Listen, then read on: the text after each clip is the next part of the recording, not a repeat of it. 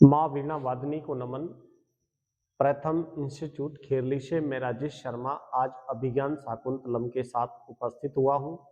आइए जानते हैं कि हम यहाँ पर अभिज्ञान शाकुंतलम के पहले अंक के षष्ठम श्लोक की चर्चा कर रहे हैं। यहाँ श्लोक है कृष्ण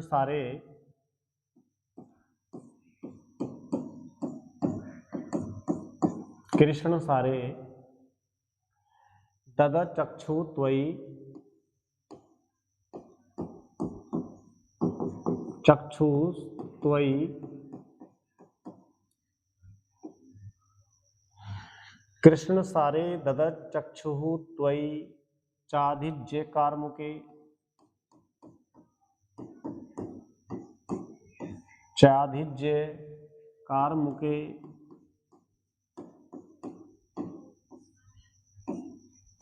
इसके बाद कह रहा है मृगानुसारिणम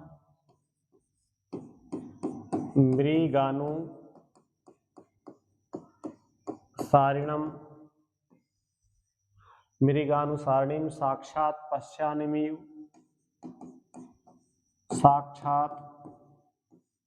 साक्षात के बाद में पश्यामी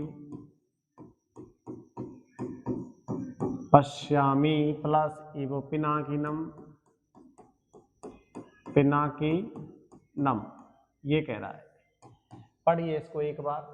ये अभिज्ञान शाकुंतलम का है, ये अभिज्ञान शाकुंतलम से लिया गया है, अभिज्ञान शाकुंतलम से। और ये प्रथमांक का षष्ठम श्लोक है, षष्ठम श्लोक है। ये पहले अंक का छठा श्लोक है, यहाँ पर पढ़ा जाना चाहिए। अब देखो इसमें बहुत सारे ज्ञान के बारे में बताया है कि कृष्ण सारे ददचक्षुस्त्वयि चाधिज्यम कार्मुके मृगानुसारिणम साक्षात पश्यामि पिनाकिनम। यहाँ पर ये कह रहा है कि सबसे पहले मैं इसके ज्ञान के बारे में बताऊं तो ये प्रथमांक से अवतरित है। प्रथमांकतः अवतरितम ये पहले अंक से लिया गया है। और जो पहला अंक है उस पहले अंक का नाम है आश्रम प्रवेश है। इतना आपको पता है। पहले अंक का नाम क्या है? पहले अंक का नाम है आश्रम प्रवेश।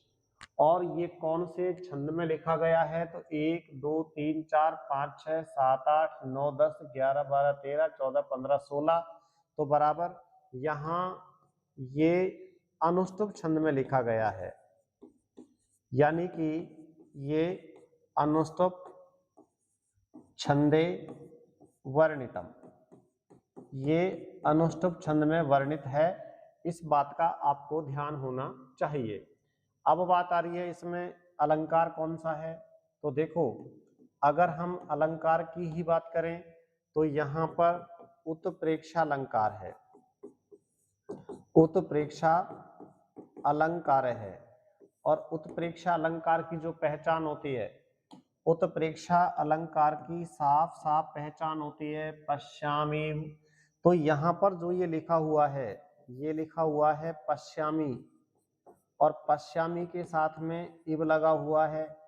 तो जब ये जो पश्यामी है, ये पश्यामी क्रिया है और क्रिया के साथ में इव है, तो आपको समझना चाहिए कि यदि क्रिया के साथ में इव आ जाता है या क्रिया के साथ में इव का प्रयोग हो जाता है तो वहां पर उत्प्रेक्षा अलंकार हुआ करता है। किंतु यहाँ पर ये देखो, यहाँ ये ददचक्षु लिखा हुआ है, यहाँ ये ददचक्षु लिखा हुआ है ना। तो कहने का मतलब है कि यहाँ पर अलंकार चेंज हो जाएगा। अगर हम कहीं दूसरे अलंकार की बात करें तो यहाँ पर दूसरा अलंकार भी श्रुत्यानुप्रास और वृत्यानुप्रास अलंकार हो जाएगा। ये श्रुत्यानुप्रास है और वृत्यानुप्रास है अलंकार। यहाँ पर श्रुत्यानुप्रास और वृत्यानुप्रास क्या हो जाएगा, अलंकार। तो यहाँ पर 3 अलंकार हो गए, श्रुत्यनुप्रास अलंकार, वृत्यानुप्रास अलंकार, और कौन सा अलंकार हो जाएगा, यहाँ पर उत्प्रेक्षा अलंकार हो जाएगा। क्योंकि यहाँ पर जो ये तुम्हारा है ये पश्यामीव, पश्यामी प्लस इव, यहाँ पर यहाँ भी अलंकार बनता है, और यहाँ पर कौन सा अलंकार बनता है, उत्प्रेक्षा अलंकार बनता है। इसके बाद में यहाँ पर मुख संधि हो जाएगी, मुख संधि हो जाएगी, क्योंकि साहित्यिक जो 5 संधियां होती हैं उन 5 संधियों में से यहाँ पर मुख संधि हो जाएगी, और मुख्य कथा वस्तु का आरंभ दिखाई दे रहा है यहाँ से, है ना, कि मुख्य कथा वस्तु आरंभ है भवती, आरंभ है भवती, यानी कि मुख्य कथा वस्तु का क्या हो रहा है, मुख्य कथा वस्तु का यहाँ से आरंभ हो रहा है। ये कह रहा है कृष्ण सारे ददचक्षुस्त्वहि चादिज्यम कार्मुके मृगानुसारिणम साक्षात पश्यामि पिनाकिनम। ये कह रहा है, यहाँ सूत कह रहा है, कौन कह रहा है, यहाँ सूत है कथयति, यानी कि सूत है कथयति, सूत कह रहा है। अब सूत कौन था, राजा का सारथी, कि कृष्णसार मृग पर तथा धनुष पर प्रत्यंचा चढ़ाए हुए आप पर दृष्टि डालता हुआ मैं सूत मृग रूपी धारी यज्ञ का पीछा करते हुए ये देख रहा हूँ कि मानो साक्षात शिव को ही देख रहा हूँ। ये कह रहा है, क्या कह रहा है, कि कृष्ण सारे ददचक्षु, कि कृष्णसार मृग पर च आदिज्यम कार्मुके मृगानुसारिणीम साक्षात पश्यामि इव पिनाकिनम, कि कृष्णसार मृग पर तथा धनुष पर प्रत्यंचा चढ़ाते हुए अपनी आप दृष्टि डालता हुआ मैं सूत मृग रूपीधारी यज्ञ का पीछा करते हुए मानो साक्षात शिव को ही देख रहा हूँ। अब यहाँ पर एक नाम आता है, और वह नाम आता है मनुस्मृति का। देखो यहाँ अगर हम मनुस्मृति के अनुसार बात करते हैं, मनुस्मृति के अनुसार, तो मनुस्मृति क्या कह रही है, मनुस्मृति कह रही है कि क्षत्रिय द्वारा ब्राह्मण कन्या से उत्पन्न जो संतान होती है, क्षत्रिय द्वारा ब्राह्मण कन्या से उत्पन्न संतान सूत कहलाती, सूत कहलाती है, कहलाती है। और ये सूत सारथी का काम करते थे, सारथी का काम करते थे। देखो ये क्या कह रहा है कि क्षत्रिय द्वारा ब्राह्मण कन्या से उत्पन्न जो संतान होती है वो सूत कहलाते हैं, और ये हमेशा सारथी का काम करने के काम आते थे, इसलिए इनको सूत कहा है। और सूत कौन है, राजा का सारथी है। यहाँ पर जो ये राजा का सारथी है, यहाँ पर ये किसका काम कर रहा है, सूत है, सूत वो राजा सारथी है, उसका काम कर रहा है। अब एक बार आप यहाँ पर इसका एक अच्छे तरीके से इसका जो है स्क्रीनशॉट ले लेंगे, ताकि मैं आपको अगले शब्दों के बारे में ज्ञान करवा सकता हूं।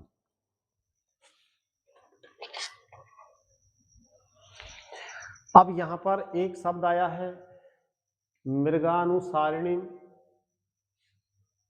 पिनाकिनम।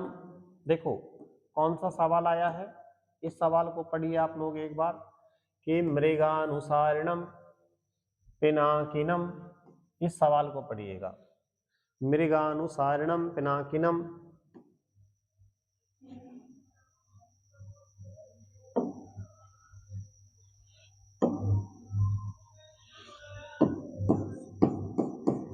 मृगानु सारिणम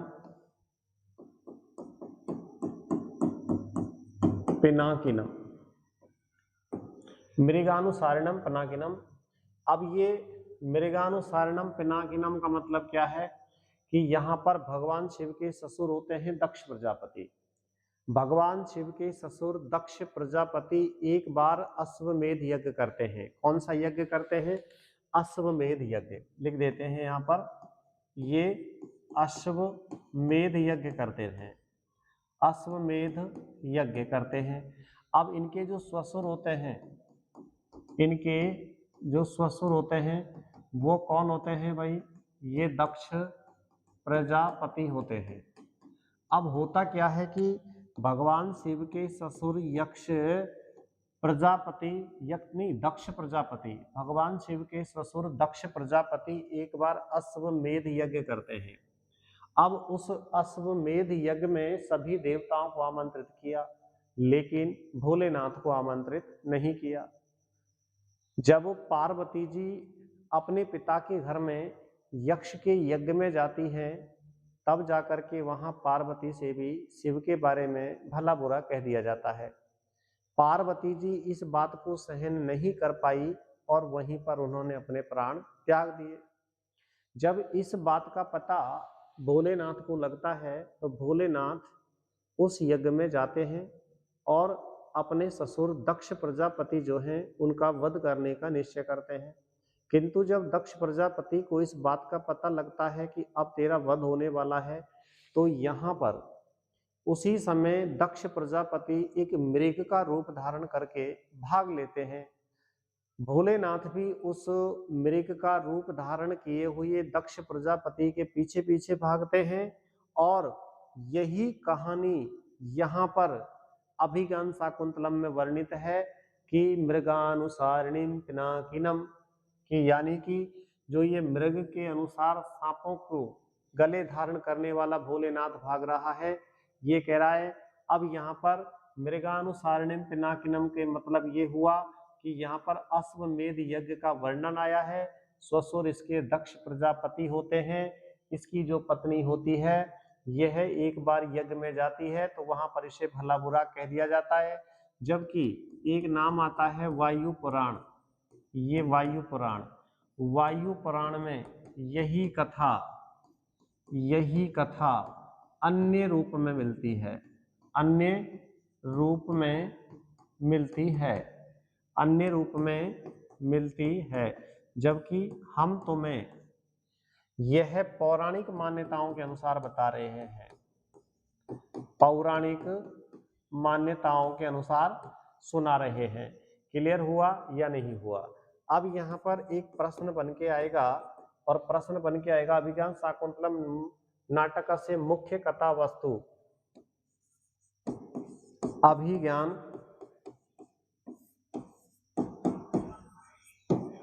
शाकुंतलम नाटक से मुख्य कथा वस्तु आरंभः भवति, यानी कि अभिज्ञान शाकुंतलम नाटक की मुख्य कथा वस्तु आरंभ होती है। बताओ किससे आरंभ होती है? कृष्ण सारे ददच्च, ये लिखिएगा, कृष्ण सारे ददच्च इससे शुरू होती है, या फिर तवास्मी गीतरागेण इससे शुरू होती है, तवास्मी गीतरागेण इससे शुरू होती है, या फिर इस दी ई सैदी, है ना, चुंबितानी, चुंबितानी इससे शुरू होती है, और या फिर सुबग सलिलवगाहा, सुबग सलिलवगाहा, सुबग सलिलवगाहा पाटल संसर्गी सुरभि वनवाता इससे शुरू होती है। अब बताओ अभिज्ञान शाकुंतलम जो नाटक है इसकी मुख्य कथा वस्तु कौन से श्लोक से शुरू होती है? यहाँ पर एक श्लोकों के पहले पहले दूसरे दूसरे शब्द बताए हैं, तो इसका जो राइट आंसर है इसको आपको लिखना है, ठीक है ना। अभिज्ञान शाकुंतलम नाटक की मुख्य कथा वस्तु किससे शुरू होती है? कृष्ण सारे ददच्चय से, तवास्मी गीत रागेण से, और ईसदी चुंबितानी से, और सुबग सलिला अवगाहा से शुरू होती है। जिससे भी इसका उत्तर मानते हो नोट कर लीजिएगा और एक बार आप इसका स्क्रीनशॉट ले लीजिएगा। चलो इसके बाद में हम अगला सवाल लिखते हैं और अगले सवाल में हमको पढ़ना चाहिए कि अगला क्वेश्चन है आपका प्रश्न संख्या 2 कि पद्यांश अस्मिन् कः कम कथयति। पद्यांश अस्मिन् कः कम कथयति, इस पद्यांश में कौन किसे कह रहा है। तो देखो इस पद्यांश में कौन किसे कह रहा है, बताइए कौन किसे कह रहा है। यह उत्तर बनेगा सूतः राजनम कथयति। सूतः, सूत कौन है, सारथी है ना, सूत सारथी है। सूतः राजनम कथयति, राजनम कथयति यानी कि सूत राजा को कह रहा है। और दूसरे नंबर पर है राजा सूतम कथयति, राजा सूतम कथयति यानी कि राजा सूत को कह रहा है। और तीसरे नंबर पे है सूतः शिवम कथयति, शिवम कथयति, सूत शिव को कह रहा है। और 4 नंबर पे है शिवः पार्वत्याम, पार्वत्याम कथयति यानी कि शिव पार्वती को कह रहे हैं।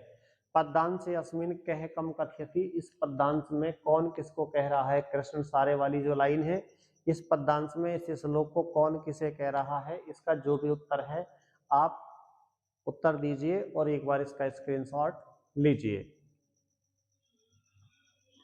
अगला सवाल है, इसमें प्रश्न संख्या 3 बनाते हैं।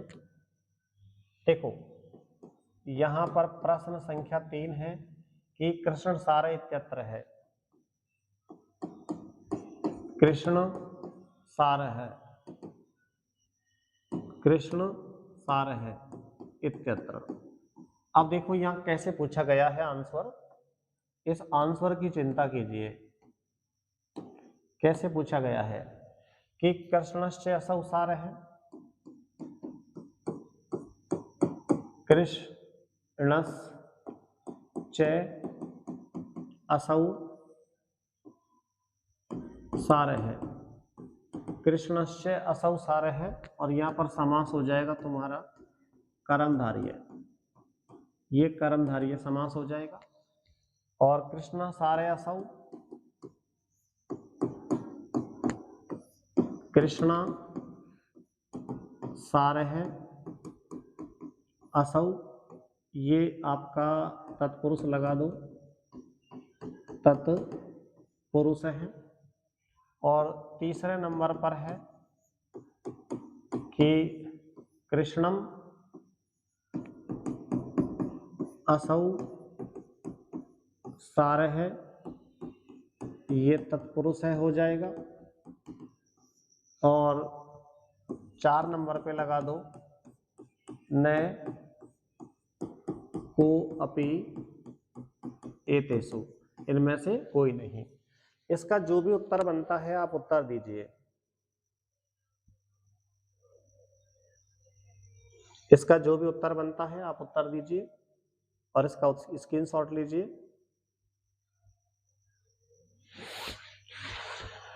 अगला सवाल बनता है, अगला सवाल बनता है कृष्ण सारे ददत चक्षुस्त्वयि, कृष्ण सारे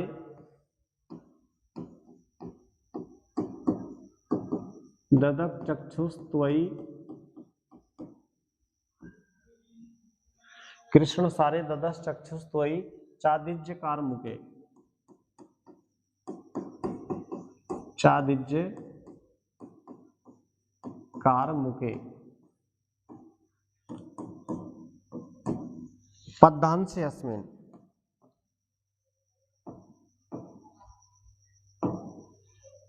है ना, पद्यांश अस्मिन् त्वयि इति सर्वनाम पदम, त्वयि इति सर्वनाम पदम कस्मै प्रयुक्तम। ये कह रहा है तुमसे कि कृष्ण सारे ददचक्षुस्त्वयि चादिज्यकार मुखे, कि काले रंग का जो हिरण मैंने देखा है, कृष्ण सारे मृग को जो मैंने मेरी आंखों से देखा है, ऐसा लग रहा है कि मानो मैं साक्षात शिव को देख रहा हूं तुम दोनों के साथ। पदान से अस्मिन त्वयि, यहाँ जो ये त्वयि सर्वनाम आया है, ये त्वयि सर्वनाम किसके लिए आया है? यहाँ जो ये त्वयि सर्वनाम आया है किसके लिए आया है? दुष्यंताय करते,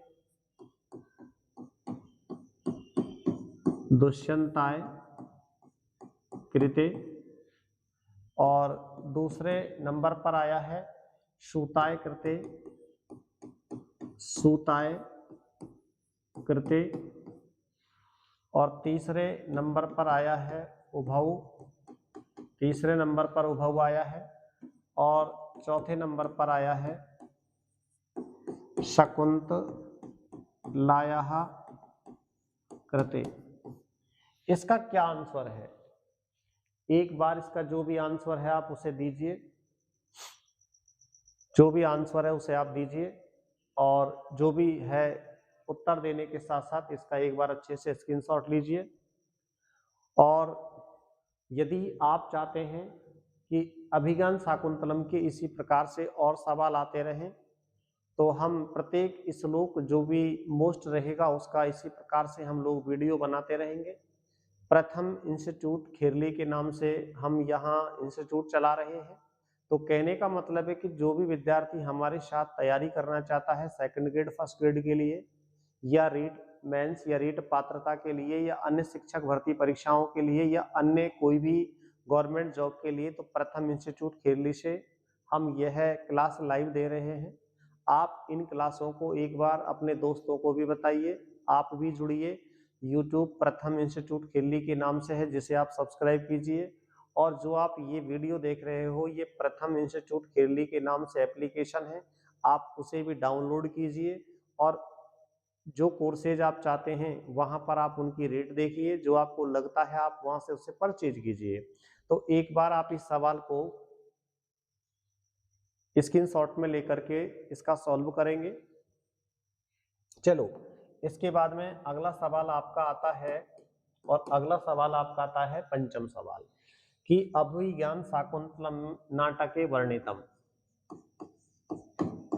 अभिज्ञान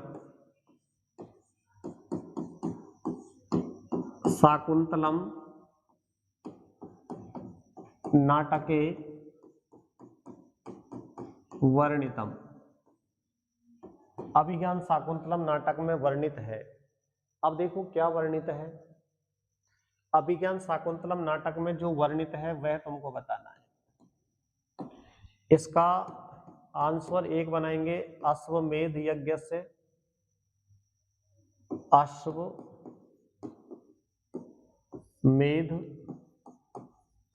यज्ञम, और दूसरे नंबर पर है विश्वजीत यज्ञम, तीसरे नंबर पर है राजसूय यज्ञम, और 4 नंबर पर है एते त्रियम। अभिज्ञान शाकुंतलम नाटक में कौन से यज्ञ का वर्णन आया है? आप एक बार इसका अच्छे से उत्तर देंगे। और यदि आपको किसी भी क्वेश्चन में कोई डाउट है या इसी प्रकार के और क्वेश्चन आपको देखने हैं, तो आप हमें 63 78 04 11 64 राजेश शर्मा आप हमें किसी भी समय कॉल करेंगे, तो हम आपके प्रत्येक प्रश्न का सही समय पर सही उत्तर देने की कोशिश करेंगे। तो यहाँ पर इन सवालों को आपने देखा। आज के अभिज्ञान शाकुंतलम के प्रथमांक आश्रम प्रवेश के पहले 6ठे वीडियो में इतना ही। आज इतना ही। शुभ दिन।